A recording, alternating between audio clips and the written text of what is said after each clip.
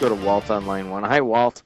Well, it was fun to listen to Mr. Garcia talk, and you know, if you could get a guy like him into that office, it would really be useful in terms of attracting clean industry to the area. Hey, Walt, we've moved on to the Gleason Heckline guys, but I do have a comment on that.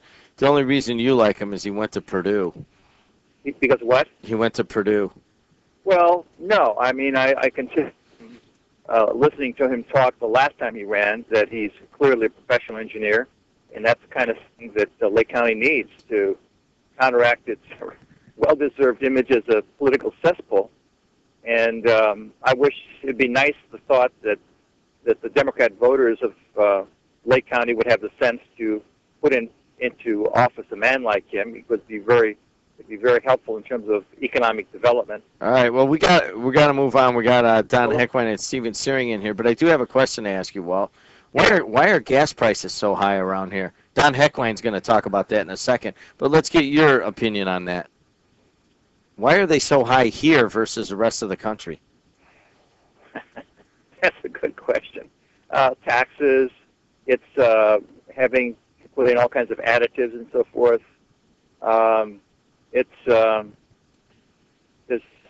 Taxes are a big part of it, and particularly Chicago. You know, you go up to the north side of Chicago. I mean, premium gasoline is already over $5 a gallon, and but we have this because we have heavy industry in the area. We have requirements for additives, and so that always steps up the price. All right. But the gentlemen you have on, I mean, they're very knowledgeable about Veterans Affairs, and anybody who's interested, any veteran who's thinking about his future, would do well to talk to them. Call them up and at their private number and get an interview and kick around the issues because they're very knowledgeable. Are you a veteran? Yes. All right, man. Thanks a lot. I appreciate it. Don Heckline, let's go straight to that. We'll talk about some of that stuff in a second. Gas prices right now are so high here. And then you go around the country and they're like $3.82. Here the average is like $4.20 something. In southern Illinois, where my brother lives, it was $3.68 when it was $4.19 here in Illinois. So, and then, I mean, $4.19 in Indiana, and it was $3.68 in Illinois. So, yeah. Down. I mean, obviously we do need extra additives and so forth. It just seems it can't be that much of a difference. You know what I mean? That's a 20% difference right well, there. Why do prices go up 20 and 30 cents a crack, and they come down 2-3 cents? I mean, it's crazy. It is crazy. Steven Searing is here with us. Steven, how you doing today? Good morning, Jim. How you doing today? Yeah, it's sad.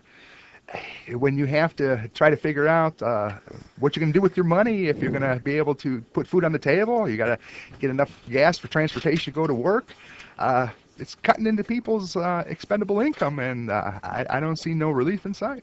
You know, when you travel like we do, and you see it because you get into areas that the price of gas is so much lower that you wait to fill up till you get out of town.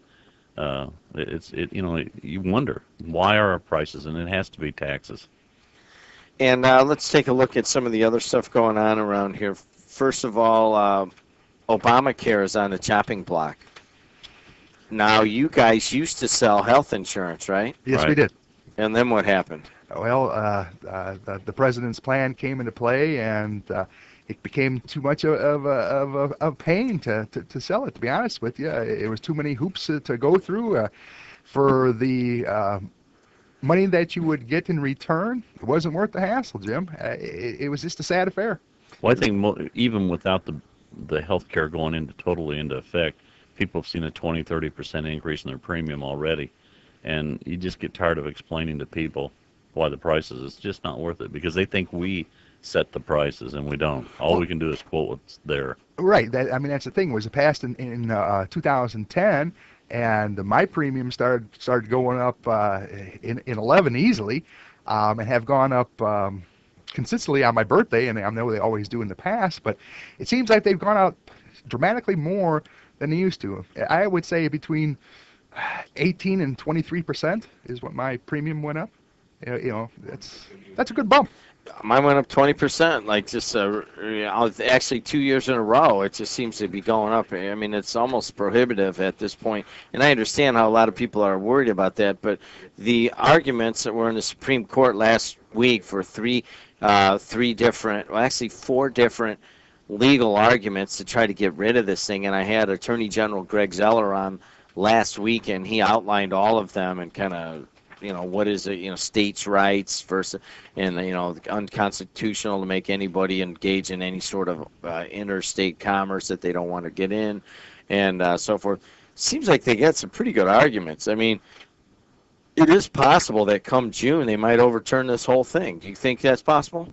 I think the Supreme Court will go with the political side and not with the legal side, and I think that it'll probably still stand. You think it'll still stick around?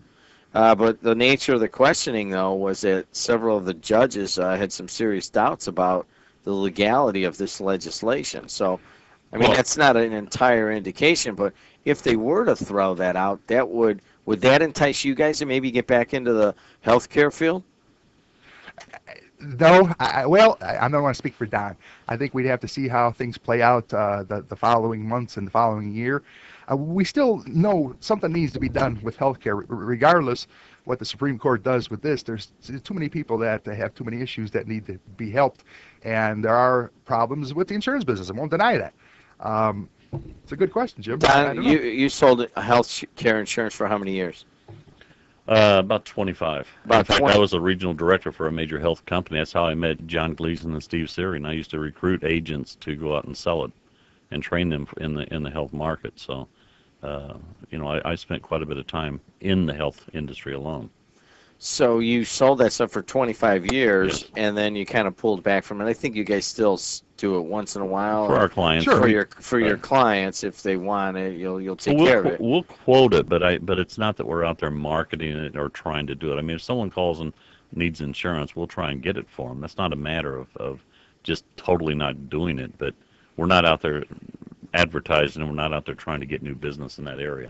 Which, when you first started the show, like 5 years ago, that was the key, was to get more healthcare Well, insurance. one of the things that we wanted to point out back then was the changes in Medicare that had already taken place, but that's how everybody started calling up saying, oh no, healthcare reform hasn't enacted yet, and that's what took us down this road. And we were trying to explain the changes in Medicare are already taken place, and not that there aren't going to be more, but we see it every day when we're dealing with people right now that do not get the therapy and don't get the care that they need, and because their benefits are dropped.